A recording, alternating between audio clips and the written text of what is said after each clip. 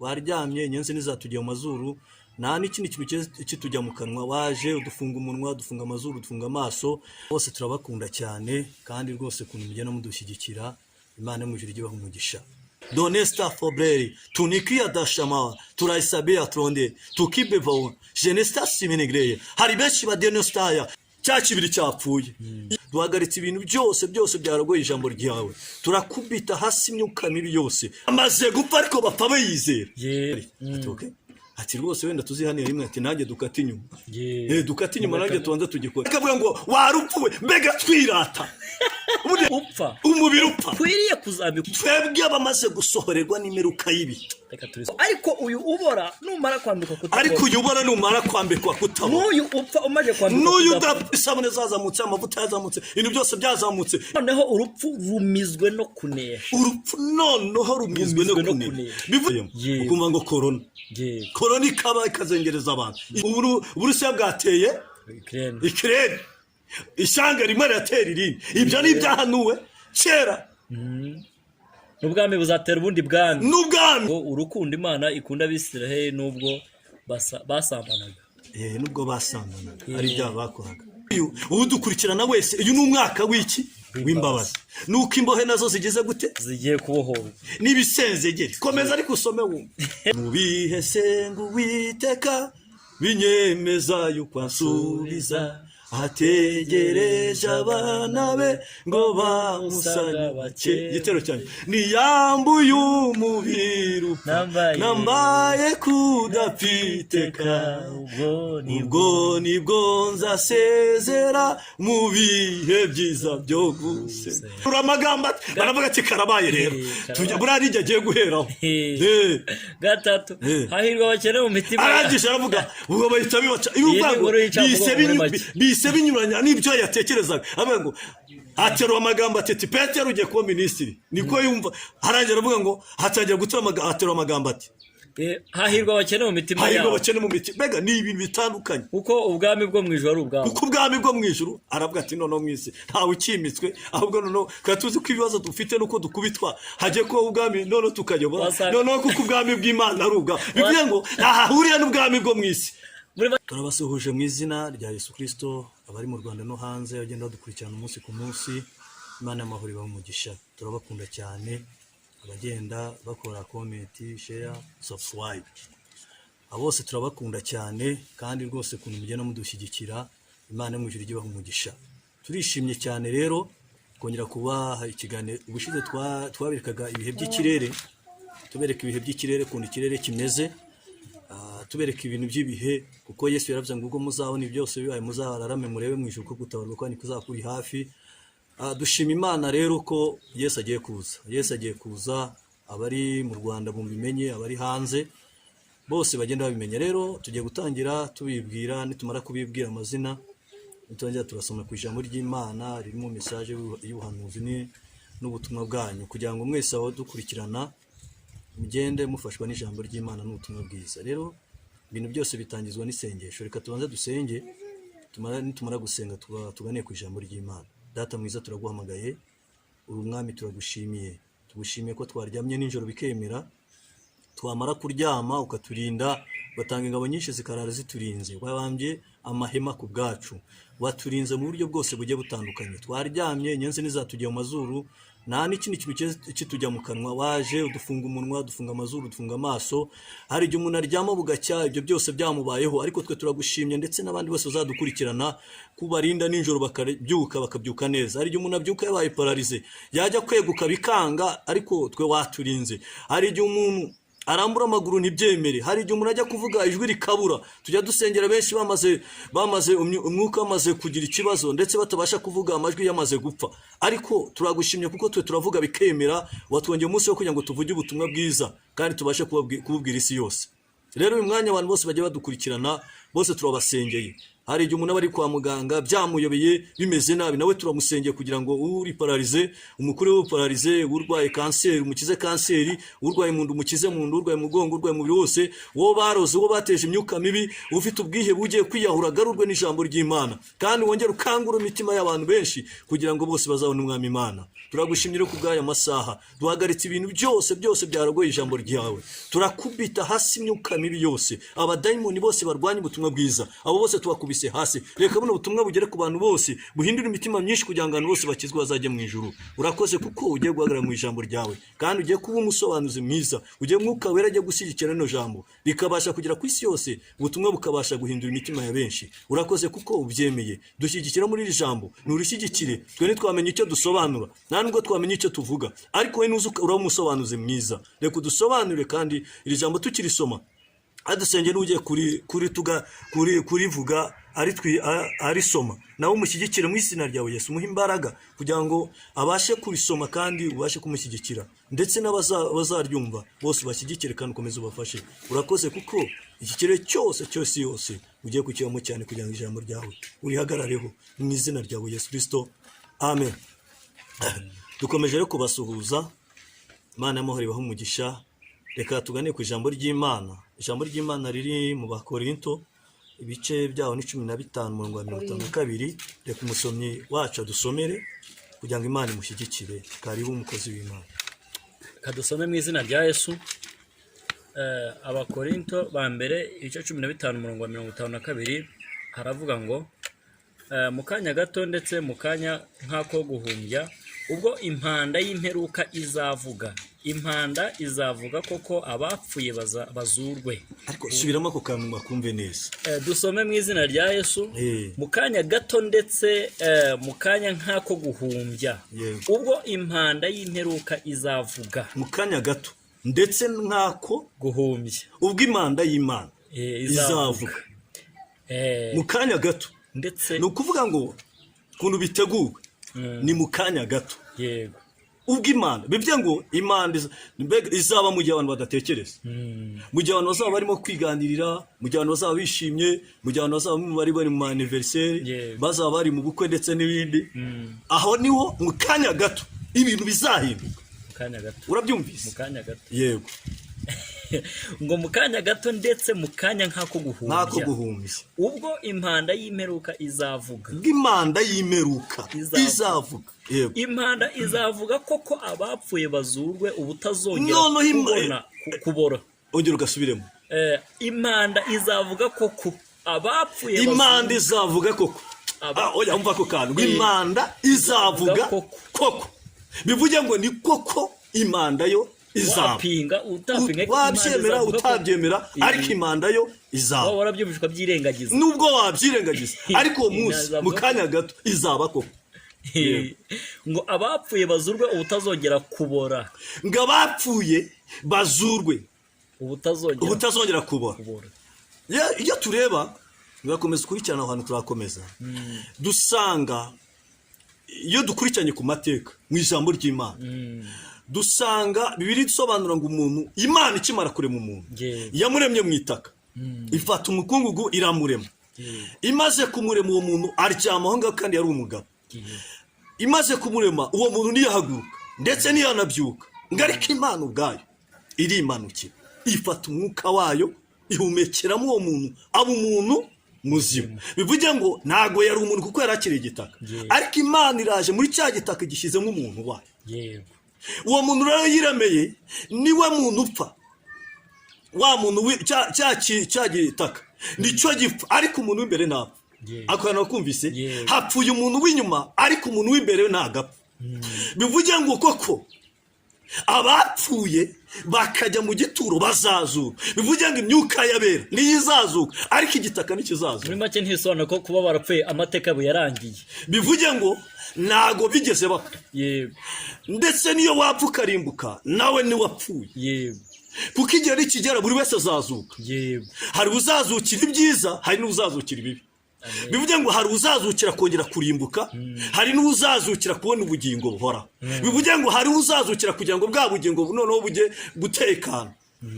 Bibiliya isobanura ngo tuzambara undi mubiri mushya. ntabwo tuzongera kwambara umubiri w'igitaka, tuzambara umubiri uri mu ijuru. Haleluya. bivuga ngo umuntu w'imbere niwe uri ahantu ariko ikibiri cyo cyamaze kubora, cyamaze no gusubira kuba igitaka. Niyo umuntu wafata umuntu ukamufata ukamushyira hano hasi, mu gihe gitoya ukizakubwira ko umuntu yapfuye agapfa, cya kibiri cyapfuye. Iyo uyu muntu w'imbere, umuntu agizwe n'igice cy'amaraso, akagira n'igice cy'ubugingo, akagira n'iki gice cy'uyu muntu w'inyuma. Noneho aya maraso ari bimwe mu bugingo.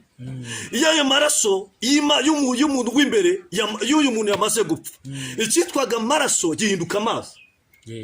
Noneho y'amazi mu gihe gito y'amazi agatangira kunuka, y'amazi yo mu mubiri yatangiye, kuko icyari kigize umuntu cyari amaraso.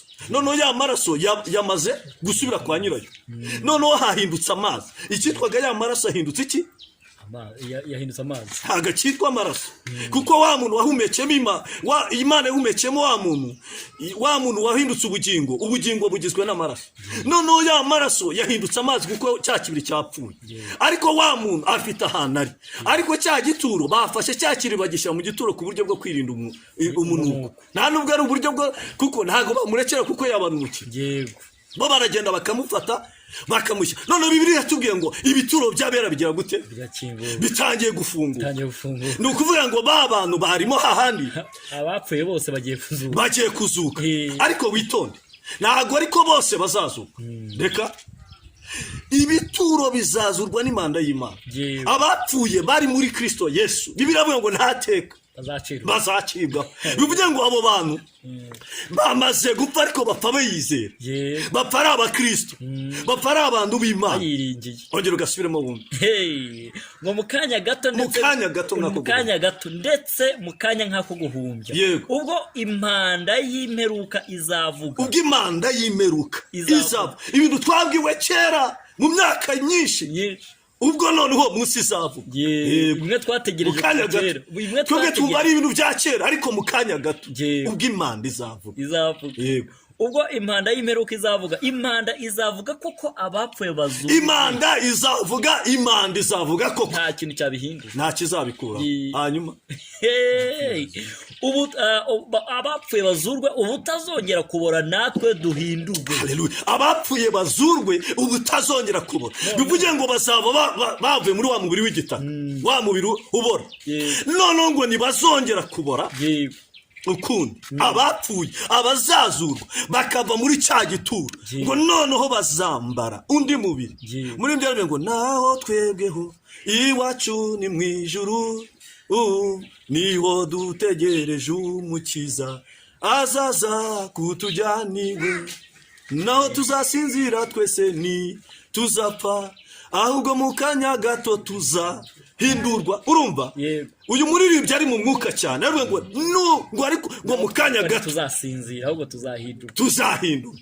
Bivuge ngo ubundi hari abantu batazapfa, hari abantu batazajya no mu gitaka, oya batazajya no mu isanduka ngo bapfe.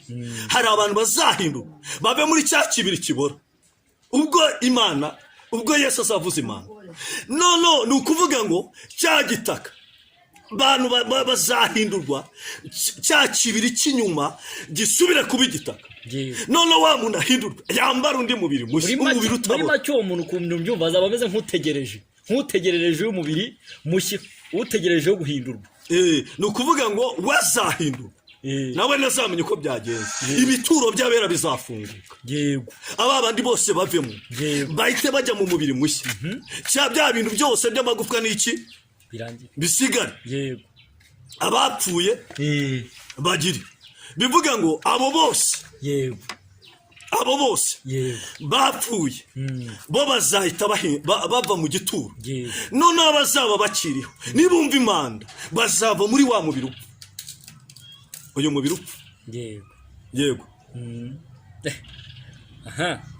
Dusome ngo abapfuye bazurwe ubutazongera kubora, natwe duhindurwe. Yego. 53 kuko uyu mubiri ubora ukwiriye kuzambikwa kutabora, kandi uyu mubiri upfa ukwiriye kuzambikwa kudapfa. 54. ariko uyu ubora numara kwambikwa kutabora, n'uyu upfa ukambikwa kudapfa, nibwo hazasohora rya jambo ryanditswe ngo urupfu rumizwe no kunesha. ongera ugasubiremo neza. Dusome mu izina rya Yesu. Kwitegura. Reka dusubire kuri 53. Yego. Kuko uyu mubiri ubora ukwiriye kuzambikwa kutabora. Kuko uyu mubiri ubora ukwiye kuzambikwa kutabora. Ni ukuvuga ngo uyu mubiri waboraga. Noneho ngo kuko uzambikwa. Hari ikintu ukwiriye kuzambikwa kutabora. Uzambikwa kutabora. Bivuga ngo uyu muntu w'imbere agiye kwambara kutabora. Ni ukuvuga ngo agiye kuva muri wa muntu ubora agiye ku mubiri, noneho yambitswe umubiri utabora. Muri make Imana yabeye uyu mubiri ubora ukwiriye kuzambikwa kutabora. Uyu mubiri hari ibintu ukwiriye muri make. Yego. Ntabwo wuzuye. Ukwiye. Imana ihaze kuba ubora, imaje kubihaza. Bivuga ngo mu manda y'Imana, mu bintu bizazana Imana, izabishe cyambere gukuraho uyu mubiri ubora. Izamaje kuhaga. Nayo ibwayo yarawuhaza. Nishaka uyu mubiri umuntu azawuhamamo. Noneho umuntu azaba yambitswe kutabora. Izabije imanukanye umubiri utabora. Yego, komera. Kuko uyu mubiri ubora ukwiriye kuzambikwa kutabora, kandi uyu mubiri upfa ukwiriye kuzambikwa kudapfa. Uyu mubiri uzambikwa. Yesu amaze kuzuka yavuze ikintu cyiza. Yigeze abwira baravuga ngo ngiye ngo nzagaruka ngo nongere ngende ngo mbega abasobanura bavuga ngo igihe kirageze ngo ngende ngo kandi igihe nikigera nzagaruka kandi mara kugaruka nongere ngende. 14 muri Yohana aravuga ngo kandi ubwo nzajya kubategurira aho muzaba, kugira ngo aho ndi namwe ariko muzaze. Bivuge ngo iki kizaba ari iki gihe cyo guhindurwa umubiri. Bizaba wa muntu ataragenda ngo ajye mu nzu ye, ariko kizaba ari igihe cy'uko azabaho guhinduranya k'umubiri, y'uko ari umubiri upfa noneho agiye kwambara umubiri udapfa. Uyu muntu rero namara kwambara umubiri udapfa nibwo azazamurwa akajya kuba muri ya nzu yateguriwe. Muri make ntihagoye kugira pirate, hazaba hari originali umubiri udapfa, umubiri utabora, n'inzu idasaza. Iyi ni inzu idasaza. Ni ubwange iyi nzu nakuvuga ngo hazaza ngo habaye imvura ngo nyinshi cyane ngo n'umuyaga mwinshi urayihushye. Mbega iyi nzu nayo izaba ifite ubudahangarwa. Iyi nzu nayo ntizamenze idasenyuka, ari inzu itavugururwa, ituyemo abadapfa, abatabora. Mbega icy'amaso atabona. Niyo mpamvu Satani kenshi afite imbaraga nyinshi zo gukorera mu isi. Yisomye mu butumwa bwiza uko bwanditswe na Luka 4, usangamo ijambo avuga ngo Yesu amaze iminsi 40 ngo aramufata ngo aramutumbagiza ngo amwereke ubwami bwose. Aravuga ngo kandi ngo mugabire uwo ushaka ngo nupfukama gusa ukandamya ngo ubu bwose ndabuguha. Bivuge ngo Satani yagabanye buno buyobozi bwo mu isi, ariko iyo umuntu yamaze gupfa, ariko warabibonye uyu muntu nubwo yagira etaje akagira amafaranga akagira imodoka akagira ibiki, ariko igihe kirageraga uyu muntu arapfa pe. Ibyo yaruhiye byose, ibyo Satani yamweretse akamuramya bandi bakabigabagabana. Nawe rero arangije azamura Yesu amushyira ku gasongera ngo amwereke ubwami bwose mu kanya gato. Aravuga ngo nundamya gusa ugapfukama. Tugira abana bacu b'abakobwa bakirijwe basenga Imana, ariko ukabona umuntu araje afashe sheke y'500 akavuga ngo baryamane rimwe gusa amuha ibyo 500. Baryamana muheze smartphone. Ugasanga umwana w'umukobwa arimo aragurana umubiri udapfa, ashaka kugurana umubiri upfa. Bivuge ngo uyu nguyu, bivuze ngo Satani afite imbaraga zo gukoresha isi n'amafaranga kuyanyanyagiza bigaragarira amaso ya muntu kugira ngo uyu muntu azame mu mubiri upfa. Kuko uyu muntu udakijijwe, uyu muntu turimo kuvuga uvuga ngo ubwo ibituro by'abera bizafunguka, n'abantu bihanganiye mu isi, ntago ari abantu bose, n'abantu banesheje uyu mubiri. Uyu mubiri gukubwiyeho ni ukuvuga ngo Satani akorera mu mubiri, agakorera muri iyi si, agakorera muri iyi si. Satani ikimuzana akorera muri ino si. Mbega icyambere akorera muri uyu mubiri. Yamara gukora umubiri upfa, akongera agakorera muri iyi si turimo. Nuvuga ngo nibyo bintu Satani akoreramo. Noneho ibyo byose birwanya umuntu w'imbere, wa muntu uzambara umubiri udapfa. Nibyo Satani akoreramo, agakora muri ibi bintu byose, akora muri iyi si. Yamara gukora muri iyi si agakora no muri uyu mubiri. Iki kintu cy'inyuma cya kintu Imana yambitsemo umuntu, kuko nicyo Satani yamanukiye kurwanya.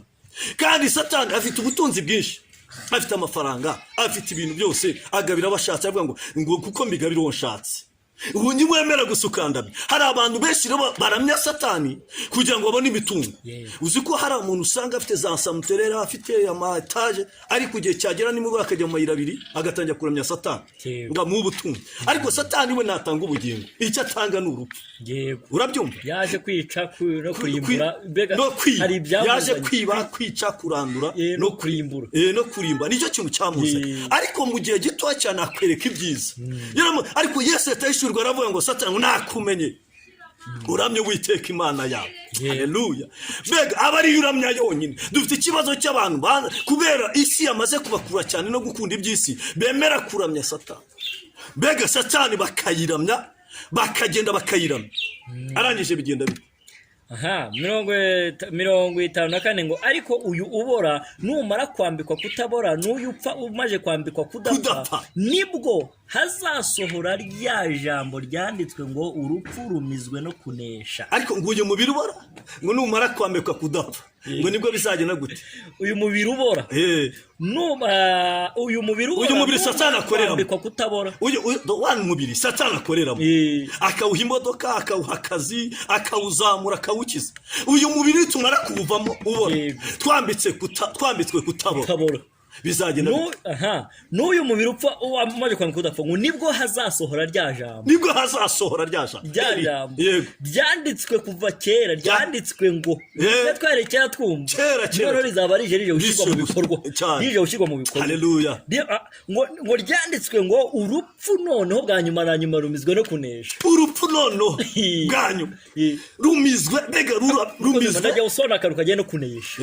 Ku mukobwa ubanza ugasona ku mukobwa wirinze kurya byo kurya by'ibwami, akanga gufata ama smartphone y'abakire bashaka muri make yagiye anesha. Noneho hari ibintu yagiye anesha, yanga kwambika wa mubiri upfa. Ongera ugasubiremo muri make reka nkasubiremo ngo ariko uyu ubora numara kwambikwa kutabora, n'uyu upfa umaje kwambikwa kutabora, nibwo wambitswe kudapfa, nibwo hazasohora rya jambo rya hamwe. Bivuga ngo noneho urupfu rumizwe no kunesha. Urupfu noneho rumizwe no kunesha. Bivuge ngo ubu dufite ikibazo cy'uko nubwo twitwa abarokore, ariko satani acyaturya runo. Bivuge ngo icyo gihe nta ruhara azaba kidufite, nta nubwo azaba kitwegera.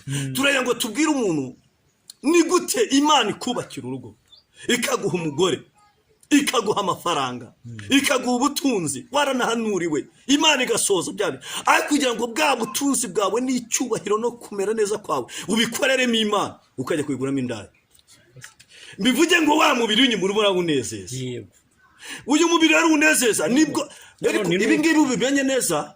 Ibi ni iby'abantu banesheje, ntabwo ari iby'abantu batanesheje. Turivugira ibintu aba bantu bazabona iyi Mana, abantu bagiye banga gukora bya bindi, aba naba mbega. Bivuge ngo muri ako kanya ndeka ngusobanurire, ni ukuvuga ngo iyi Mana nta muntu utubaha Imana wese ntazayumva. Oya, iyi Mana turimo kuvuga izumvwa n'umuntu wanesheje. Akareba akabona hari ahantu avuga ati genda guhiriya nzu ariko nyemere turyamane rimwe, ariko akahita avuga ati hoya ndashaka kwambara umubiri wanesheje, ngava muri uyu mubiri urwara, usuzugurika, urwara diabete, urwara kanseri, igihe kikagera wa mubiri ukanapfa, ibyo waruhe bikanasigara. Njyewe akemera agahagarara mu kunesha. Igihe azaba yemeye azaba yaneshe. None kunesha aba ni abantu banesheje. Ni ukuvuga ngo ibi ni iby'abantu banesheje bya bindi byose banesheje ya maruswa mu kazi, akemera bakamwirukana, akavuga ati jya kugira ngo turyamane kugira ngo ncinye mu kuryamane na boss, ngo kujya kunda akazi ndakare, kugira ngo ndange ruswa, kugira ngo kiranyigereho, cyangwa uriya muntu mwice kugira ngo mbone ibintu. Oya, njyewe nemeye no gufunga. Muri make uwo mubosi ushaka kuryamana nawe ni urupfu, arashaka kukwicira. Mbega we arashaka kwica wa muntu. Ya ruswa ni urupfu, ni wa muntu w'inyuma, kuko ntabwo uyu muntu w'imbere ari we barimo. Ni ukuvuga ngo uyu muntu w'inyuma ni we arimo gushaka kugira ngo apfe, kugira ngo wa muntu w'inyuma ndako arashaka kwica wa muntu w'imbere, arashaka kunezeza wa muntu w'inyuma. Ariko tugasobanura, ni ukuvuga ngo arashaka kunezeza wa muntu w'inyuma kugira ngo wa muntu apfe, atazabasha kubona ayo mahirwe twatagiye kuganira cyane. Noneho igihe n'urwo rupfu no turimo urimo uravuga ruzamigwa sasa no kunesha. kuri wa muntu none azarukandagira hejuru wa mubosi azamukandagira hejuru ya ruswa yikandagira hejuru kuko azaba yaranesheje icyo gihe ni igihe azaba hamwe Imana imuhamiriza nuvuga ngo uyu muntu n'umuntu Imana izamiriza ikamuhagarika hari ubwo azabona Imana abo yacicagiye na yaruswa ubwo wayineshaga nicyo gitumye nawe ugiye kwambara umubiri udapfa cya gihe babagore ubwo utabinjiyemo cya gihe bya binezeza byo mu isi amacupa y'inzoga yarakuriye y'amacupa y'inzoga guta aguri imbere ubwo abakobwa beza cyane bakuzaga imbere bagukura babandi bose ukagenda unesha iyo utaza kunesha nta nubwo bino bintu byisi burimo kubibona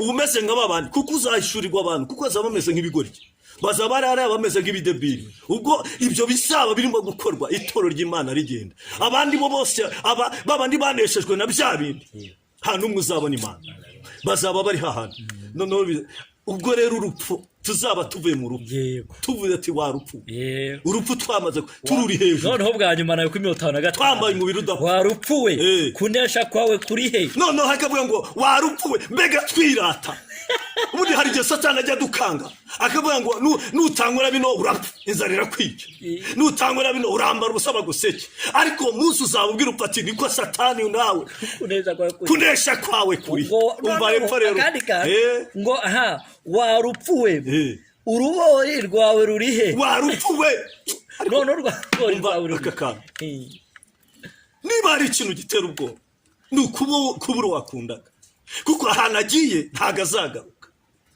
nicyo kintu gitera abantu ubwoba kigatuma banashyashyana cyane kugira ngo bakore cyane bakakora n'amanyanga ariko iyo urupfu rwaje urubori rwamaze kumurya akaburo yakundaga agahinda bafite ariko umunsi uzarujya hejuru ubwati niko waruboriwe urubori rwawe rurihe urukora mu kanwa abantu bose wagiye urya none urukora kuko Bibiliya yasobanura ngo uwo muntu uzambara uwo mubiri ntago azongera gupfa bivuye ngo urubori uzajya urukora mu kanwa urukoreho urubwati noneho warupfuwe urihe urubori rwawe rurihe icyo gihe niko tuzarubwira yego haleluya dusobe mu izina rya Simeo 5:6 ngo ibyaha nibyo rubori rw'urupfu kandi ibyaha nibyo rubori wabyumvishe ubundi akenshi wenda reka dusobana ako kantu akenshi Satani akuzanira amacupa akayazana imbere yawe ariko arimo we tageta kugushyira mu rugo harahashaka kujugunya akuzana abagore akenshi ari kugira ngo wicwe n'abagore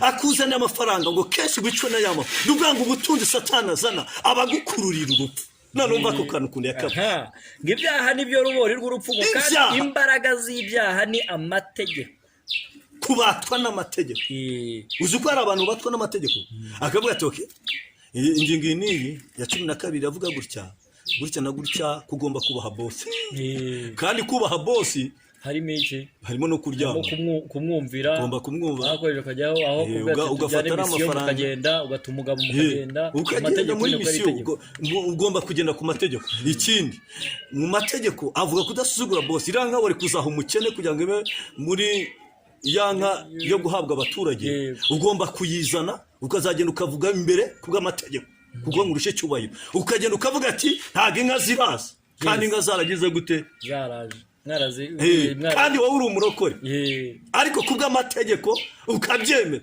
ariko avuga ngo azavuga ibyaha wanga ibyaha nibyo rubori rw'urupfu ibyaha nibyo rubori rw'urupfu ngo kandi imbaraga z'ibyaha ni amategeko kandi imbaraga z'ibyaha ni amategeko imbaraga z'ibyaha ni amategeko nuvuga ngo amategeko niyo azana ibyaha ibyaha nabyo bikazana urupfu nuvuga ngo iyo amategeko yabayeho itegeko ryo rigukubita hasi ryamara kugukubita hasi rikakungeza mu byaha ibyaha nabyo bikakungeza mu rupfu ibyo rero byose uwo munsi ntabizaba bikiriho ntabwo uzaba ukiyoborwa n'amategeko nta gutwarwa buhene gushorerwa gushorerwa avuga ngo urapfana ndakwicisha ngo abana barava mu ishuri muri kompasiyo umuntu akavuga ati kugira ngo ushyiremo abana babiri muri kompasiyo nuko wemera tukaryamana agukururiye urupfu kuko azanye amategeko ino perime kugira ngo uyibone nuko utanga 500 kugira ngo ukure muri gereza ndabizi wabeshye muri make dusabwe kwiringira Imana ngabiringiye Imana ngo bamera nk'umusozi wa Siyoni utari ubasha kunyeganyeza nta kintu kibanyeganyeza muri make ibintu byose biraza ariko bigasanga wa musozi uragiye gute ariko avuga ati none ngewe nutemera ngo turya ndabizi wabeshye bagukata imyaka 25 ndabikuraho ariko nyemera turyamane gukure muri gereza. Mbega bivuye ngo Satani icyo yazanye ni urupfu rwo kugira ngo utazabasha kuba muri iki gihe kino gihe turimo kuvuga cyo kuvuza imanda kwa Kristo. Wiringiye Imana wamburwa umubiri upfa ukamburwa umubiri ubora. Uremera niyo gereza ukayijyamo na Yosefu yayigiyemo yanze kubatwa n'amategeko, yemera no kujya muri gereza kandi ayivamo ajya ibwami aba wa kabiri bwami. Komeza ngo ariko Imana ishimwe iduha kunesha kubw'Umwami wacu Yesu Kristo. Aha uyu muntu yageze none igihe arihamiriza avuga ngo Imana ishimwe iduha kunesha ibyo byose. Iyi si hatabaye Imana Umwana n'Umwuka Wera, iyi si yatembana benshi. Iyi si ugenda ku bapasoro ukagenda akakubwira ngo ngo rero ngo urabyumva ngo kugira ngo kino cyemezo nyikuzurize ngo arahana inyuma ngo hatarakorwa, kandi ngo ndi uko ashaka hari ahantu hatarakorwa kandi kugira ngo hakorwe ni ukubanza gutanga 5 cyaka avuga ngo kugira ngo bino bintu mbigukorere ni ukora si wagikoze kino cyati rwose naragikoze ati ariko rwose pastor kugira ngo bamagare ati okay ati rwose wenda tuzihanira rimwe ati nanjye dukata inyuma dukata inyuma nanjye tubanza tugikora. Yarashe bibaho cyane yarashe gukira ariko noneho we n'umwica ahaje gukirira noneho kubera ko arashaka wa muntu atazabona Imana. Yaraje kuruhuka ariko ahaje kuruhuka niho bamuruhije noneho kuko abimusobanurire ni burangije noneho rwarubo abo turabafite barahari turabafite ariko aba nabo ntago bazabona Imana. Abapasiteri babeshya, abavuga butumwa babeshya, abaririmbyi babeshya, abanyamasengesho babeshya, abantu bose babeshya. Iki gihe cyo kuzirata ku rupfu tubwati waruboriwe kunesha. Hari abantu tubana nabo tujya bambaye umubiri utabora kandi bambaye umubiri ubora ndetse unapfa, ariko twe tujya bamaje kwambika undi mubiri. Ariko Yesu yabivuzeho neza avuga ngo muzabamenyera ku mbuto. Ni ukuvuga ngo uyu muntu yashaka gukira ahita avuga ngo pasiteri ni wowe, mushumba ni wowe, muvuga butumwa muhanuzi ni wowe, narinzi ko nje kugukirira ariko ndakumenya. Aho rero niho havuze hepfo hagasome ku hepfo hatubwiye ngo 57 ariko Imana ishimwe iduha kunesha tukanyura tukamenya skoro kiryoha ariko tukayirinda tukamenya ko zo perime twazibona tugakizwa iruhande rwa depo y'inzoga tukamenya ko izo nzoga zishobora kuturyohera ariko kubera ko Imana ishimwe ko ari duha kunesha tukanesha za nzoga tukanesha bwa busambanyi. Erega dufite abahamya bazadushinze. Uziko hari umupfakazi avuga ati njyewe rwose reka mpamye kugira ngo abana banjye babeho. Hazazo bita Ana ngo yapfaka afite imyaka 4 amara imyaka 84 ahamya gusa ari umukristo mwiza azadushinze. Abasore n'abakobwa bazashinzwa n'umuntu bitwa Yosefu. Azababwira ati njyewe nagiye kwa muka Potifari ashaka kumpa imisozi sinayemera. Hari abantu bavuga ugasanga umwana w'umusore umugore arimo aramushikisha amafaranga mu ibintu akava mu byiserwa yari umuririmbyi yari umucuranzi yari umunyamasengesho yari umuhanuzi yari umupasi yari umuntu ariko ko akamurusha akabati we tujya twiryamanira mu ibanga mbiguhe. Ariko Imana ishimwe yiduha kunesha umwami wacu Yesu Kristo. Uwo ni uzihamiriza arimo kuvuga avuga ngo Imana ishimwe ko yari yaduhaye kunesha muri bya bintu twagiye tunyuramo yase twanyuzemo zanzoga abandi batumweraga imbere tugahamya, babakobwa batujyaga imbere tugahamya, babasore kwagushaka guca inyuma y'abagore cy'abagabo bya byaha byose. Imana ishimwe ko twabirenze ariyo duhaye kunesha. Imana iguhe kunesha wa musore utureba, Imana iguhe kunesha wa mugabo we, Imana iguhe kunesha wa mupasiteri we, Imana iguhe kunesha wa mushumba we, Imana iguhe kunesha wa muvuga butumwa we, wa muhanuzi we, ndetse n'abadukurikirana bashaka kunesha ni bave mu byaha bari barimo, bave mu nzoga, bave mu bimogi, bave mu samanya, bave mu bintu byose nabyo bazihamiza ati natwe tugiye kwambara umubiri udapfa. Imana ishimwe kari duhakunisha. Reka dusome umurongo wa nyuma ngo nuko bene data bakundwa mukomere mutanyeganyega. Nuko bene data mukomere mutanyeganyega murushaho iteka gukora imirimo y'umwami. Murushaho iteka gukora imirimo y'umwami kuko muzi yuko umuhati wanyu atari ubusa. Kuko muzi ko umuhati wanyu ari wo kuzambara bya bintu no kuzabona bya bintu. Umuhati wanyu atari ubusa. Imana ishimwe yiduha kunesha. Wowe unesha komeza unesha, wowe urwana ukomeza urwane, komeza rwana. Kandi reka mbabwire icyaha ubundi icyaha cyose urakibona bazakubeshye. Icyaha cyose ikikujyana mu rupfu cyose urakibona bazakubeshye. Icyaha cyose ntazajye uvuga ngo icyaha ntakibona. Icyaha turakibona tukakigwamo ariko icyaha turakibona. None se umuntu aragutwaye akwambuye ubusa ajye kugusha mu byaha ngo aguhe akazi, ubwo nubona ko ari icyaha? Ese wowe ufite umugabo wenda umugabo abaye n'ikiremba turanabasengera n'Imana bakiriza abagabo, cyangwa umugore akaba afite ikibazo mugabo akabasha guhunga akajya kujya ku wundi mugore. Nawe turasengera umugore ufite icyo kibazo, nawe kive umugabo mwishimire, umugore amwishimire. Kuko byaba bimeze kose nta rwitwazo na rumwe umuntu ashobora gutanga imbere y'Imana kuvuga ngo ujyatumye ngo ngewe ngo umugabo wanjye yarameze gutya wamaye. Oya, ntabwo urwo rwitwazo rusaba imbere y'Imana. Nta nubwo umugabo azavuga gutya, nta nubwo umukobwa azavuga ati namaze imyaka myinshi nashaka. Icyo ntacyo kivuze, kuko uyu mubiri upfa ugomba kuzapfa, kandi uyu mubiri nujya gupfa. Aka kantu bakaze ni ukuvuga ngo uyu mubiri iyo ugiye gupfa isi irakubwira ati rero burya ngewe nagushukaga ndi isi ugiye kunsiga. N'umuntu ukavuga ati njye burya nari igitaka ngiye kuba igitaka. None wa muntu w'imbere niwe utangira kuzagira gute kubazwa, akabazwa akavuga ati rero burya byandi byose wakoraga. Umuntu ejo bundi yaranangaje, yagiye mwerekwa abona umuntu wapfuye, none ngo arangije ngo arimo kuvuga ngo imwongera iminota 2 atunganye ibidatunganyije. Aravuga ati ibyo wari kuzaba warabitunganyije ukiri mu isi. Bivuge ngo abantu nuko batabizi, iyo umaze gupfa nibwo ushaka kuzakora ibyiza kandi ukabikora utagaruka. Ubundi byiza umuntu abikora akiri muri ubu buzima kugira ngo tuzambara umubiri udapfa. Tubwira ubora ati waruboriwe, kunesha kwawe kuri he, warupfuwe, urupfu ruri he. Dukora mu rupfu, dukora mu munwa w'urupfu rutagifite ubushobozi butwica, twambaye umubiri udapfa, nibwo tuzaza. Haleluya. Dusomere hahandi reka dusome mu Bakorinto igice cya 10 umurongo wa mbere ibice 10 umurongo wa 11. Yego. Dusome mu izina rya Yesu. Ibyo byabereyeho kutubera akabarore kandi byandikiwe. Ibyo byabereye kutubera iki? Akabarore. Iki? Kandi ibyo byabereyeho kutubera akabarore. Kandi byandikiwe kuduhugura. Kandi ibyo byose twatuma kuvuga none tuma turabibwira abantu muri iki gihe. Byandikiwe kugira ngo bitugire gute? Kutuburira, biduhugure. ngo twebwe abasohoreweho n'imperuka y'ibi. Twebwe abamaze gusohorerwa n'imperuka y'ibi. Reka turisubiremo mu izina rya Yesu. Ibyo byabereyeho kutubera akabarore. Ibyo byabereyeho kutubera akabarore. Ngo kandi byandikiwe kuduhugura. Byandikiwe kugira ngo biduhugure. Ibyo ni ibine bihe dusohoyemo. Ukumva ngo korona ikaba ikazengereza abantu. Ibyo ngibyo ni ibimenyetso by'ibihe. Ukumva ngo umuntu, ukumva ngo umwana ngo yafashe nyina. Uzi ko umwana afata nyina? Uzi ko umuntu arongora itungo? Umuntu akarongora itungo. Ibyo byose byabera kugira ngo bibashe kujya gute? Kugira ngo bitubashe kuduhugura, kuko byarahanuwe. Byaranavuze ngo mukazana ngo azanga nyirabukwe azanga umukazana. Abantu barafungishanya, abantu barangana, ariko ibyo byose bibera kugira ngo twe dukanguke. Yego. Ngo twebwe abasohoreweho n'imperuka y'ibi. Abasohoreweho n'imperuka y'ibintu turimo kunyuramo. Imana iguha umugisha. Yego. 12 wenda rekeraho. Urakoze cyane, Imana iguha umugisha. Soma Hosea. Reka Hosea cyangwa Mari. Bandusome Hosea ibice 3:5. Hosea n'abahanuzi b'abana. Yego. Igitabo gisa nk'igisatira isezerano rishya. Yego.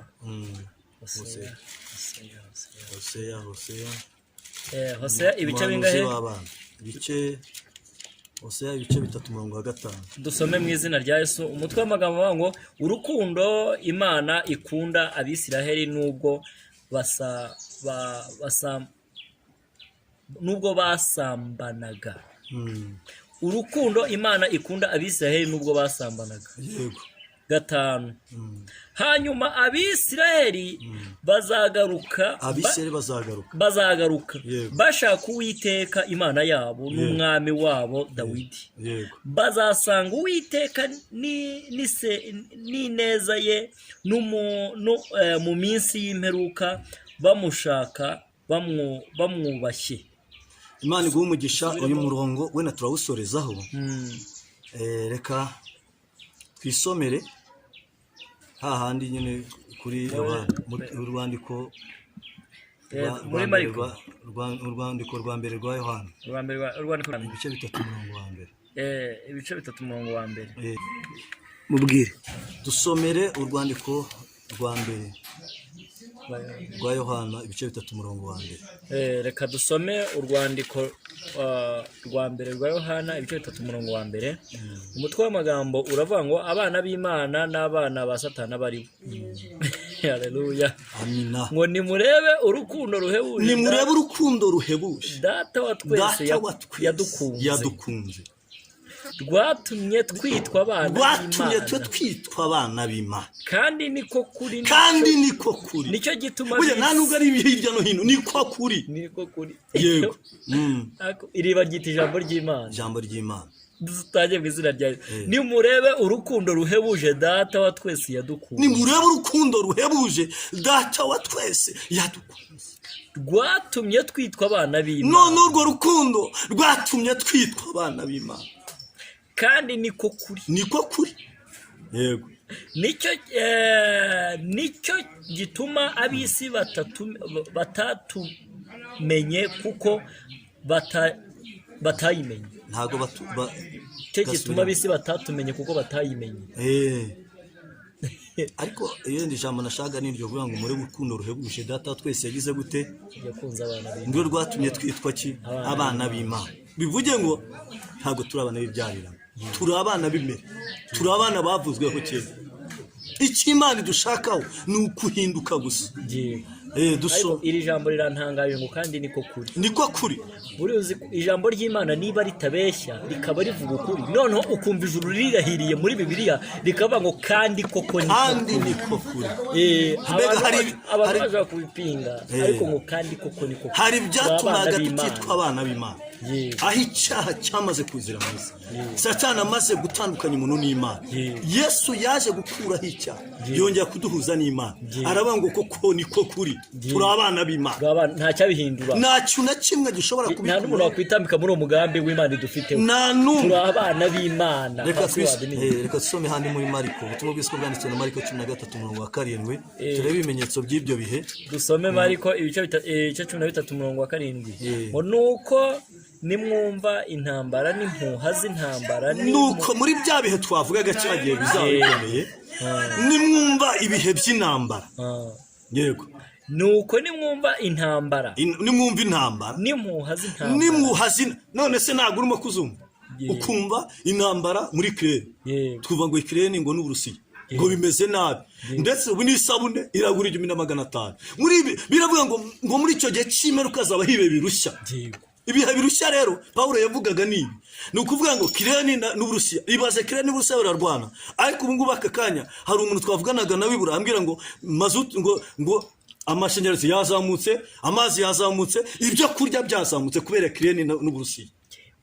Ni ukuvuga ngo rero muri ibyo bihe hazabaho intambara zitume habaho no guhura n'ibibazo kw'abantu, ndetse n'imuhazaza tukumva ngo igihugu kigiye kurwana n'ikindi, ariko kahita avuga ngo bari bagiye kurwana ni muhazaza ariko ntibarwanye, ariko twumva ngo Ukraine ngo Uburusiya bo barwanye.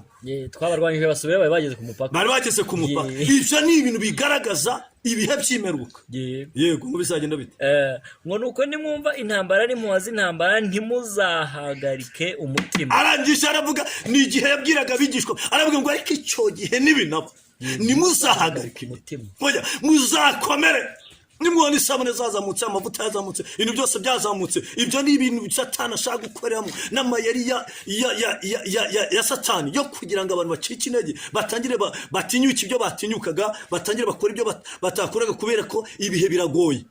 Ariko ntimuzakuke iki umutima.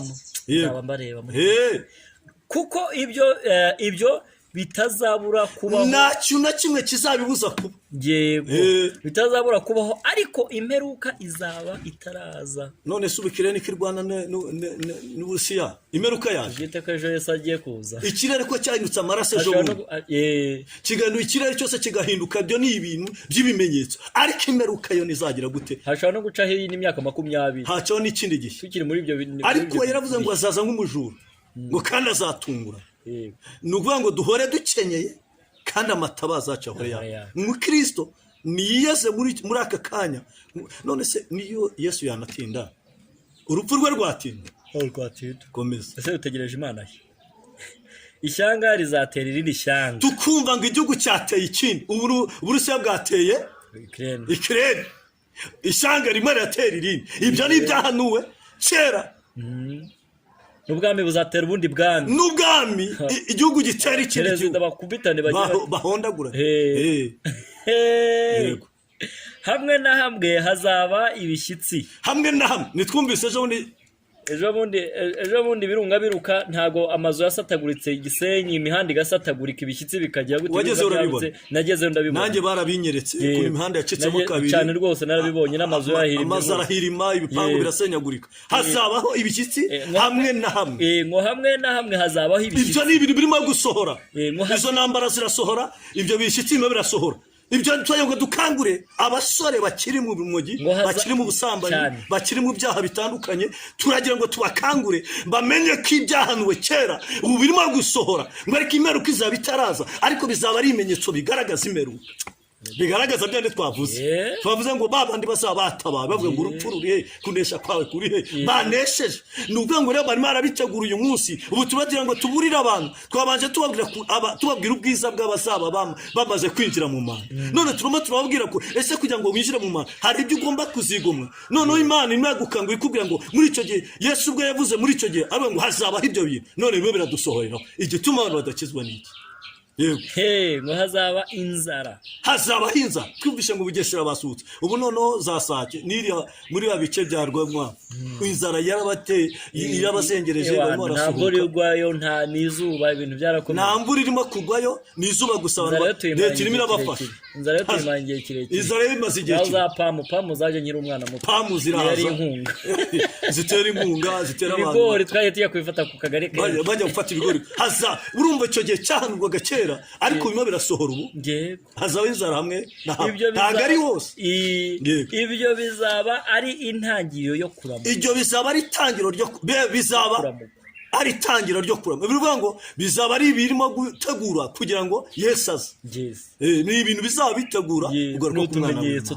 Ni ibimenyetso bigaragaza, mbega nibyo yavuze kera, bizaba ari igihe kigeze cyo kugira ngo Yesu aze.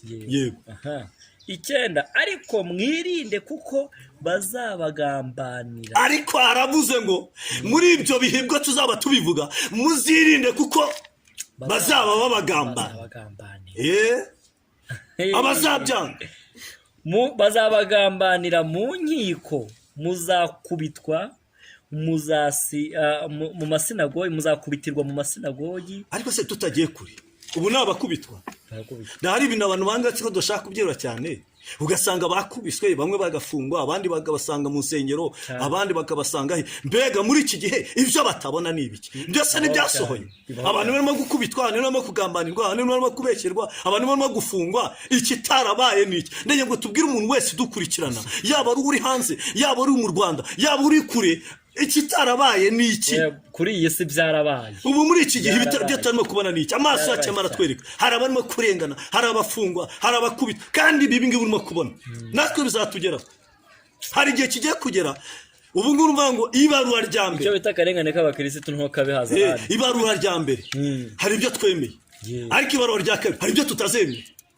Hari ababigihakanye, barakubitwa, barafungwa, barababazwa. Ariko ibarura rya kabiri hari ibizaza natwe tubibone ko bituganisha kuri 666. Tuvuge ngo natwe turamanitse, tuzagambanirwa nabo dusengana kugira ngo bazigisha abo mu nsengero, tujye mu buvumo badusangeye, badufunge, badukubite, batubabaze.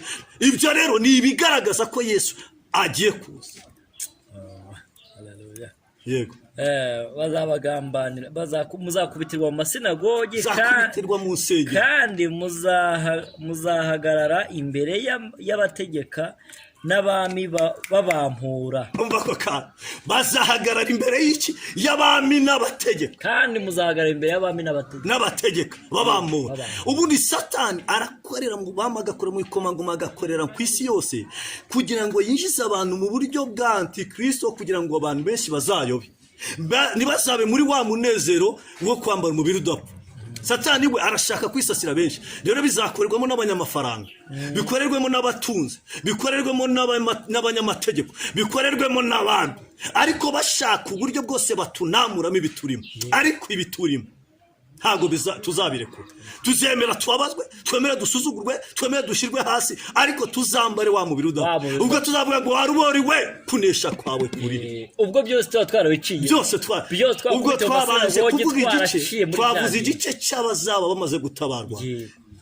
ibituro byabera bifungutse ndetse tuvuye mu mubiri upfa twambaye umubiri udapfa tubanza kuvuga igice cyiza cy'abana b'Imana uburyo bazabatabaruse kuko turi abana b'Imana kandi ariko kuri noneho tuvuga uburyo ariko mbere yuko iryo toro ry'Imana twinjira muri icyo gice hazabanza habeho ka karengane habeho bya bibazo habeho bya bimenyetso nibyo turimo kubwira abantu kugira ubwo bazabikandagiramo bazamenye ko bagomba kwambarira imbaraga ariho bagomba kugira ngo bahane wa mubiri udapfa baharanire wa mubiri udapfa aho ngaho niho bazaneshereza nabo bazabe muri kwa kumva Imana aho niho bazaneshereza ubundi niho bazavuga rwa rupfu rumirwe no kuneza mbona uvuga ngo ko tugenda turwana tubinyuramo dusomere mu yose ibice 3:5 Hoseya ibice 3:5 dusome mu izina rya Yesu.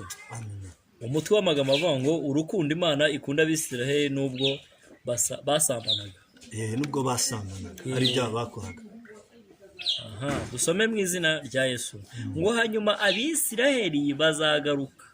Hanyuma Abisiraheli nubwo hari ibyaha bakoraga ariko Imana yakomeje kubakunda noneho hanyuma y'ibyo Abisiraheli baragarutse ni ukuvuga ngo twatangiye tuvuga uburyo abana b'Imana cyangwa abantu bazaba barangije urugamba rw'Imana bazaba banirata hejuru y'urupfu bakabwira ati niko warupfu we kunesha kwawe kuri he waruborirwe ruri he barukora mu munsi avuga ati wa undi wansaga kanshuka akaza kambwira ngo turyamane kugira ngo mbone akazi niko wakibire washukaga uri hehe Satani we uri he niko buri kintu cyose wabukene wabushomere gukodesha wa madeni aho nagugiye gutsindirwa niho uzasigara utunga urutoki uvuga uti noneho ko ntakubona cyangwa kubwira abantu abwe ikintu uzamurika imbere y'Imana nuko wari ugiye gusambana ukanesha icyo ngicyo nicyo uzirata nuko hari ruswa wari ugiye gutanga ukahita wimenya ko hari uri muri wowe ugutuma utayikora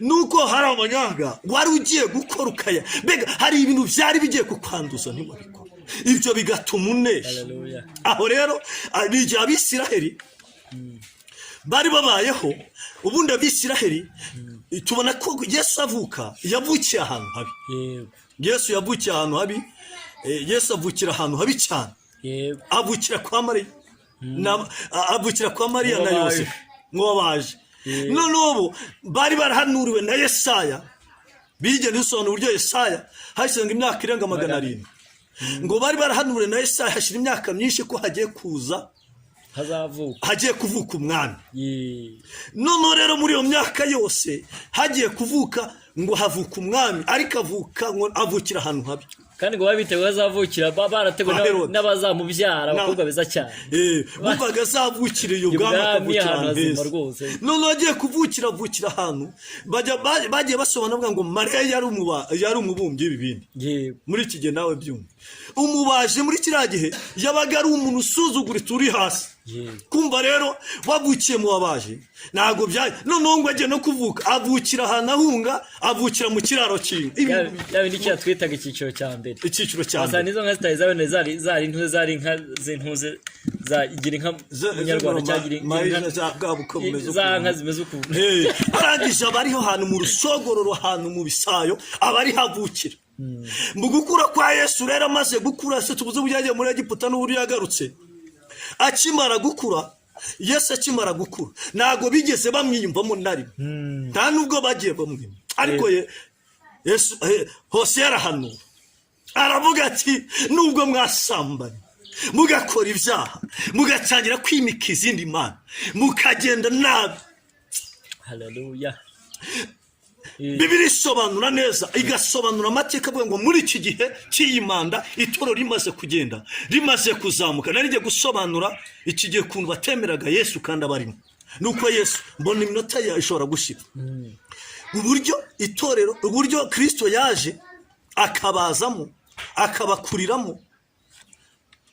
hari nk'ubuhanuzi bwigeze buhanura somera ngo mu butumwa bw'isi ko bwanditswe na Luka wumva ubuhanuzi cyangwa muri Luka ice cya mbere birimo ariko soma muri Yesaya wenda wahita ugera vuba vuba muri Yesaya umuhanuzi Yesaya usome 61 kuntu ahangaha yavuze Yesaya 61 reka tuyashake mu izina rya Yesu Yesaya 61 igice cya kangahe 60 igice cya 60 61 Esaya igice cya 61 Umuhanuzi Yesaya igice cya 61 mu murongo wa mbere umve kuntu yavuze. umurongo wa mbere, umutwe w'amagambo ngo umwaka Uwiteka azagiriramo imbabazi. Yego. Umurongo wa mbere, umwuka w'umwami Imana ari kuri nge. Arangije iki ni igihe yari afite imyaka itaragera, ubundi ngo iyo wabaga utarageza imyaka 30 ngo batizwe ntago wagamere kuvuga ubutumwa no kugira ikintu ukora. None hano yari akiri umwana w'imyaka 10 hafi ngira ngo ni 4 niba atari 5. None ngo arangije aragenda ngo arinjira yinjiye mu rusengero, arangije arihamiriza aravuga ngo umwuka w'Imana ari ngo umwuka w'umwami Imana ari kuri nge. Umwuka w'umwami Imana ari kuri nge. Mbega ubuhanuzi bwa hano Yesaya burasohoye. Aravuga ngo umwuka w'Imana ari muri nge. Ngo kuko Uwiteka yansize amavuta. Kuko Uwiteka yansize amavuta. Ngo mbwiriza abagwaneza. Ngo mbwiriza abagwaneza. Mbega atangiye kuvuga muri ya mizinga, atangiye kuvuga. Atangiye kwikina muri make.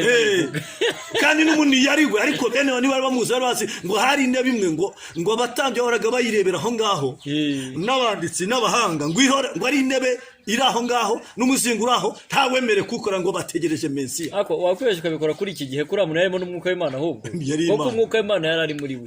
Wibeshye ubu ngubu ukabikora wagera rwamaga bati ni ngewe wenda ni ngewe Kabarebe, bagushidikana ubwo rero ariko uri Kabarebe wabikora. Ni ukuvuga ngo we yari uwo bari bategereje yari arihamiriza avuga ngo none reka mbabwire.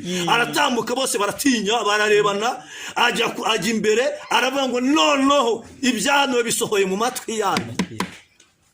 Umwuka w'umwami Imana ari he? Ari kuri nge. Yego.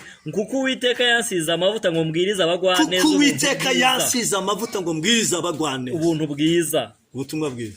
Ubutumwa bwiza. Yego. Yantumye kuvura abafite imvune mu mitima yantumye kuvura abafite imvune mu mitima no kumenyesha imbohe ko zibohowe. No kumenyesha imbohe ko zibohowe. No gukingura abari mu nzu. No gukingura abari mu nzu z'imbohe. Cyo gihe cyari igihe cy'uko abantu bari babaza, ariko nabyo arabimutuma. Komeza. Ariko izi mbohe numva ziri mu bwoko bubiri. Ndagira ngo ibintu akantu kansora umukozi w'Imana. Ngo kuba umwuka w'Imana ari kuri nge, kuko Uwiteka yasize amavuta ngo mbwirize abagwaneza ubutumwa bwiza. Yantumye kuvura abafite imvune mu mitima no kumenyesha imbohe ko zibohowe. Icyo ni icya mbere. No gukingurira abari mu nzu z'imbohe. Kumenyesha imbohe ko zibohowe, no gukingurira abari mu nzu z'imbohe. No gukingura abari mu nzu z'imbohe. Kumenyesha imbohe ko zigeze gute? Ko zibohowe. No gukingurira abari mu nzu z'imbohe. Ntago wenda turi bubitinde cyane, nashaka gusobanura umuntu ukuntu aje mu isi. Yaje nyine ari uwari ariko ntibamara kumwemera, ariko atangira kubihamiriza no kubibwira, no bakavuga ngo rimwe bavuga ngo none harigereranyije. Akavuga ati none harigeranyije yisima. Arizamuye. Kumenyesha abantu umwaka w'imbabazi. Bakumenyesha nuko abantu imbohe ko zigeze gute zibohowe, n'inzugi zigeze gute zifungutse. Nta wundi ubikora ni Yesu. Si Yesu ni ukiza abantu bafite imvune zo mu mitima. No kuvuga ngo tugendana nazo, imvune umuryango utakomora, banyogosenya batakomora, imvune abantu bacu dufite muri Amerika bataza ngo batkomore, abagabo bacu n'abagabo bacu batatwomora, n'abana bacu twarihiye amashuri bakajya bakabona akazi batatwomora. Izo mvune ziri mu mitima nizo zone zomorwa na Yesu. Nizomorwa na Yesu. Imvune zo mutima ni Yesu uzomora. Kuba ngo abantu bari mu nzu z'imbohe n'abantu bari muri ibi bintu by'ibyaha. Ibi byaha ahantu baboshye, abantu bari mu busambanyi, abantu bari mu bujura, abantu bari mu businzi, abantu baboshye. Yesu akimara kumanura umwuka we, yashyize umwuka muri twe kugira ngo usobanure byinshi. Abari mu nzu z'imbohe babohora, abakingiranye bakingurwa. Hari igihe usanga umuntu arimo gukora ibyaha, arimo arasambana, nawe ari mu nzu y'imbohe. Uriya muntu nawe ari mu nzu y'imbohe, uriya muntu araboshye, uriya muntu no kubwira abantu ko ari umwaka w'imbabazi. Hari umuntu ukora ibyakumbaniye ababari. Hari akantu umwuka w'Imana nsobanuriye. Ngo yazanywe no kumenyesha imbohe ko zibohowe, nyuma yaho no gukingura abari mu nzu. Muri make hazabanza itangazo rikubwira ati ese koko wanyemerera nkaza wakwemera yuko nabanje kugukingura cyangwa kugukura mu nzu y'imbohe wari urimo. Nyuma yaho haza no igikorwa cyo gukingura. Muri make hari ukubanza kwemera no kubanza kubyumva. Yazanywe no kumenyesha imbohe ko zigiye kubohowe, noneho no kuzikingurira sasa rero. Yego. Muri make hari ibyiringiro, hari inzu y'imbohe umuntu ashobora kuba arimo, ubuzima umuntu ashobora kuba arimo akingiraniwemo, n'ahantu umuntu ashobora kuba ari azitiwe mu kazitiro ariko hakaba hari ibyiringiro yuko nyamara hari umuntu ugiye kuza kumukingurira. Uwo nguwo rero niwe Yesu Kristo urimo uravuga cyane.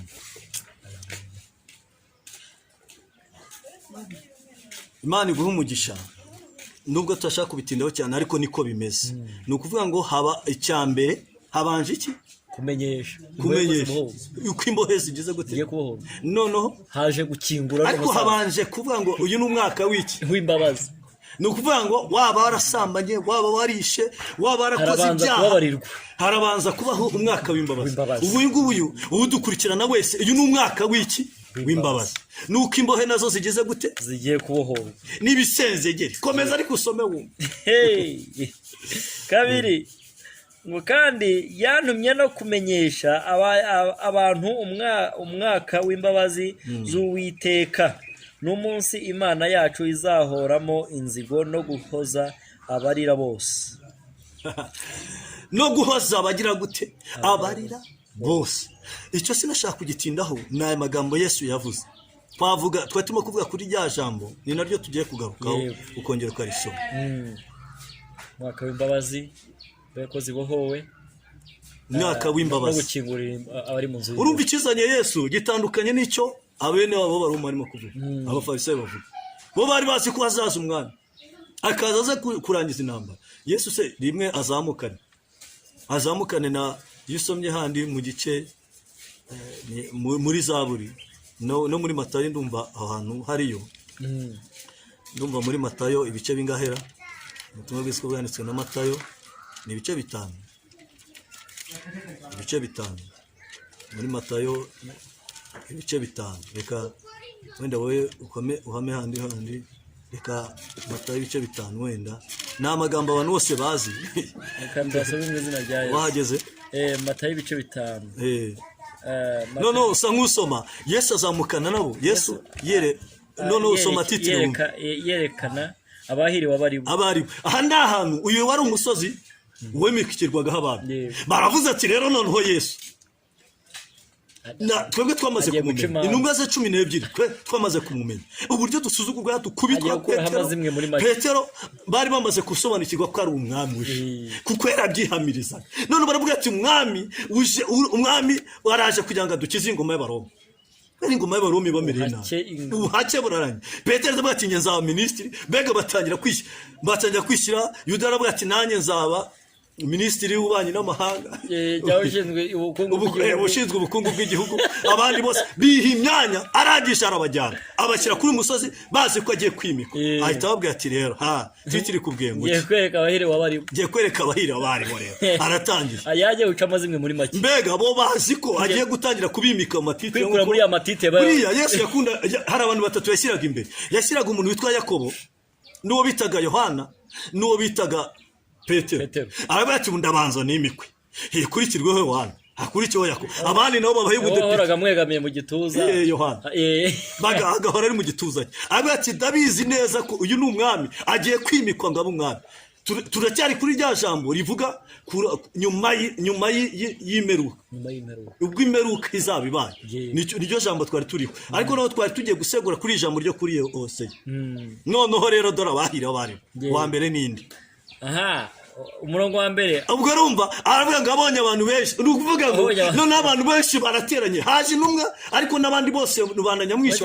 Uriya musozi wimikirwaho abami, buriya Yesu agiye kwimikwa ku mugaragaro. Meze nko gukemura ibibazo byari biri mu baturage.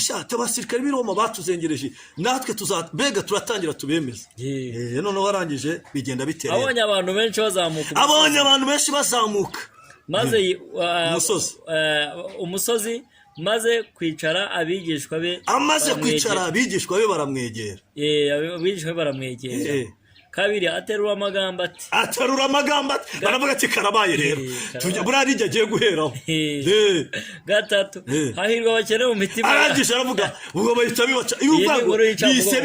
Bise binyuranya n'ibyo yatekerezaga. Avuga ngo aterura amagambo ati Petero ugiye kuba minisitiri. Niko yumva. Arangije aravuga ngo hatangira gutura aterura amagambo ati hahirwa abakene mu mitima hahirwa yabo abakene mu mitima. Mbega ni ibintu bitandukanye, kuko ubwami bwo mu ijuru ari ubwabo. kuko ubwami bwo mu ijuru aravuga ati noneho mu isi ntawe ukimitswe, ahubwo noneho tukaba tuzi ko ibibazo dufite nuko dukubitwa, hagiye kuba ubwami noneho tukayobora, noneho kuko ubwami bw'Imana ari ubwabo. Bivuze ngo ntahahurira n'ubwami bwo mu isi.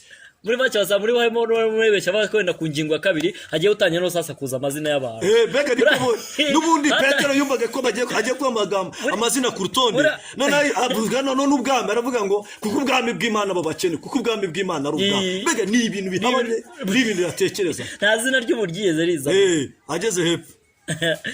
Kandi hahirwa abashavura kuko aribo bazahoza. Hahirwa abashavura. Urumva bijyanye n'aya magambo yavuze igihe avuga ngo umwaka w'imbabazi. Hahirwa abashavura kuko aribo bazahoza, bafite ibikomere kuko aribo. Ariko mu bwami urumva ntabwo arimo, we yumvaga ko agiye guhora, Petero agiye guhorezwa mu isi, aravuga ngo ariko ngo kuko aribo bazahozwa. Mbega hazahozwa bagezeyo, bageze kuri cya cyo ngo warupfu we, kunesha kwawe kurihe. Muri make nibwo buhanuzi busohorera n'icyo gihe. Nibwo buzaba busohorera. Hahirwa abagwaneza kuko aribo bazahabwa isi. Hahirwa abagwaneza, babandi baca bugufi kandi bafite umutima kwihorera, kuko nibo bazahabwa isi. Hahirwa abafite inzara n'inyota byo gukiranuka. Hahirwa abafite inzara n'inyota byo gukiranuka, kandi bo mu mutima nta gukiranuka bafite, ahubwo bafite kwihorera. Mbega ni ibintu bihabanye cyane. Bafite umujinya n'intuzi. Wenda reka twishyure muri Hosea tunasoza, kuko wenda aya magambo tuzongera tuyanyuremo, tuvuge ndajya amagambo tuyasesengure, ririya jambo tuzarisesengura kuko iryo si ryo twari turiho. Dusubire muri Hosea ibice 3 umurongo wa 5 kugira ngo ariyo tunasorezaho. Icyo uri murahashaka, icyo twashakaga kuvuga dore ni iki. Ni ukuvuga ngo iki ni igihe Yesu yabanye nabo ntibigera bamwemera, kugeza nawe ubu uyu munsi ushaka kujya muri sere bakajya kwereka imva Yesu akavuga ati ni ibinyoma. Barabeshya, ntago baremera, bazi ko Mesiya azaza, ariko uyu munsi ntayo barabona. Ntago yobuje kusambana, kwikorera ibyaha, nta kibazo. N'abamwita intumwa bakumva ko umuntu nk'abandi. Hari abamwita intumwa, hari abavuga mbega ntago nk'amadini adukikiye yose bamwe bamwita intumwa, bamwita intumwa uko bashatse. Mbega ntago baramenya agaciro k'izi mbaraga, ntago barazumva. Ariko noneho ahangaha, noneho nyuma y'uko itorero ry'Imana babandi bahinduwe bazamuwe, noneho habaho intambara. Ruvuga ngo itorero ry'Imana rigiye kumurikwa no guhindurwa, abanyamahanga nibo bazazamuka, guhabwa imibiri idapfa no kubyishi cyane. Buri waka kantu ntago Abisiraheli ari we iyi manda ivuga ngo waruboriwe kunesha. Oya, biravuga abanyamahanga bapfuye bayiringira, bazamukanye na Kristo, bakajya kubana na Kristo. Rero hazabaho igihe cyo kwambikwa indi mibiri, no kwambikwa undi mubiri udapfa, no kwambara ya makamba, no kumurika imirimo. Njyewe ndakubwira abantu ku mirimo, habwa ati inzu umuntu aratano mu isi, agaciro k'inzu uzaba ufite, inzu uzajyana mu ijuru niyo wigomye ubwawe ukayihumukira n'akayibamo. Iyo niyo tuzajya nawe. Ya mazu menshi wubatse yose azasigara mu isi, ntacyo uzayamurikamo. Ya kote ryawe, kositimu nziza wigomye ubwawe ukayiha umuntu, muri icyo gihe cy'imirimo ubwo itorero ry'Imana rizaba ari mu ijuru, gagacakara abanyamahanga batangiye. Kuko aho ngaho ni abanyamahanga, itorero ry'Imana bakuzamuka agakira kavuye mu isi, nibwo abantu bazasobanukirwa, batangiye telefoni zamagarane. Wigeze kumva n'andirimbo bavuga ati ariko bajya muri burakeye, bavuga ati ariko bantu twari kumwe, kuko kwakubwira urupfu no kwambara umubiri udapfa abanyamahanga ntabwo abantu bazabibona. Ahubwo nyuma y'uko itorero ry'Imana rizamutse habayeho nk'utuza, umuntu azajya muri burakeye nagera bure pasiteri, avuga ati ariko pasiteri twari kumwe, wa pasiteri uzi kuririmba no gusenga cyane ko twamubuze, wa muririmbyi uzi kudirija neza ko twamubuze, wa munyamasengesho bajya guza akaba wa mukecuru wahoraga himbaza, wa mukecuru Imana iguhumurije, wa mukecuru wahoraga himbaza ko twamubuze. Abantu bahamagara bakimenya pasiteri ati wako wa muntu wajya gutanga icya 10 cyane ko ndetse abantu batanga icya 10 ko twamubuze. Amerika babazanye, Rwanda babazanye, isi yose bavuye ati babantu menya koko bagiye bya bindi bajyaga bavuga niko kuri. Aho rero bari mu kirere, inzu nziza wabashije guhumukira cyangwa amafaranga. Hari kuntu umuntu ajya hamagara muri akamwe ati mfite ikibazo cy'amafaranga, avuga ati ariko ayo mafaranga uhora ukangisha, ayo mafaranga uhora umbwira ngiye ubona nyacura. Ya mafaranga wigomye ugaha wa muntu agashyinguza wa muntu, akabasha gukora ubukwe, akabasha kubona akazi, akabasha kubona amafaranga, ayo niyo azazamuka. ibyiza waruhiye mu isi ukabirundanya bizasigara mu isi, ariko ibyo wigomye mu byo ufite ugafasha umukene, ugafasha ubabaye, ugafata urushye, ugafasha ufite ibibazo, ayo niyo tuzajyana mu ijuru.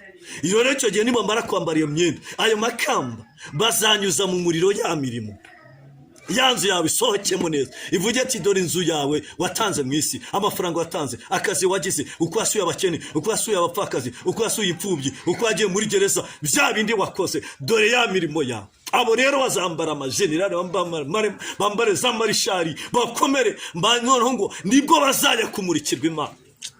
Nibagera imbere y'Imana ngo Imana ihagurukire irimbi, tuzaririmba indirimbo ebyiri, indirimbo ya Mose n'iy'umwana w'Imana. Haleluya. Iriya mahagurukira aririmbe ya ndirimbo barimbye bamaze kwambuka inyanja. None natwe Imana ihaguruka ifate gita ngishyire mu base, bivuge ngo natwe ntabwo tuzanira kurepeta, uzagera kuri sente gushaka cyurange sente tarayizi, tuzahabwa n'amajwi ku bantu baririmba, amajwi cyo amajwi tuzahabwa amajwi. Imana ihagurukira irimbe natwe turirimbe, nitumara kuririmba ubwo muri Isiraheli nibwo abantu bazatangira, Satani azagenda ikorera mari kuganya amahanga, bazaba bakirindagira byabaye kuko agakiza kaza n'umwuka yari azaba yigendeye bakirindagira gusa. Aba rero Isiraheli ni agakiza kazagaruka kigiye, nikajyayo nibatangira kwizera ka gakiza, Satani aze yigire Kristo, atangira abayobye.